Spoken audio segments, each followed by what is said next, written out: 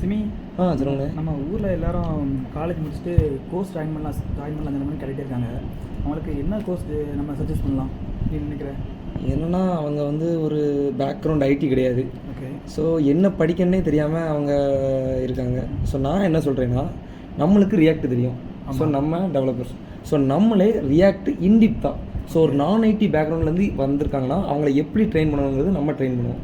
So அதுக்கு ஏற்ற மாதிரி நம்மளே வீடியோ அப்லோட் பண்ணிட்டோன்னா அவங்க அது ஈஸியாக நம்ம கற்றுக்கிடுவாங்க. ஸோ அதுக்கடுத்து லேட்டராக சிஷார்ப், எஸ்கியூஎல் அப்படின்னு நம்ம லேட்டராக போய்க்கலாம். ஸோ HTML, CSS, ஜாவாஸ்கிரிப்ட் வந்து ஏற்கனவே நம்ம ப்ரீவியஸான வீடியோஸில் இருக்குது, நம்ம சேனலில் இருக்குது. ஸோ அப்போது நம்ம ரியாக்ட்லேருந்து ஆரம்பித்தாலே போதும். இப்போ ரியாக்ட் பேசிக்ஸ் நீ எடுக்க போகிறேன். ஓகே, ரியாக்ட் பேசிக்ஸ் நான் எடுக்க போகிறேன். ஸோ ரியாக்டோட டுட்டோரியல்ஸ் நான் ஃபுல்லாக எடுக்க போகிறேன். Weekly 1 videos. ஸோ ரியாக்ட் உங்களுக்கு தெரியலைன்னா என்னோடய வீடியோ பாருங்கள். கண்டிப்பாக இந்த வீடியோ எண்டில் நீங்கள் வந்து கண்டிப்பாக ரியாக்ட் டெவலப்பர்ஸாக மாறுவீங்க. டன்.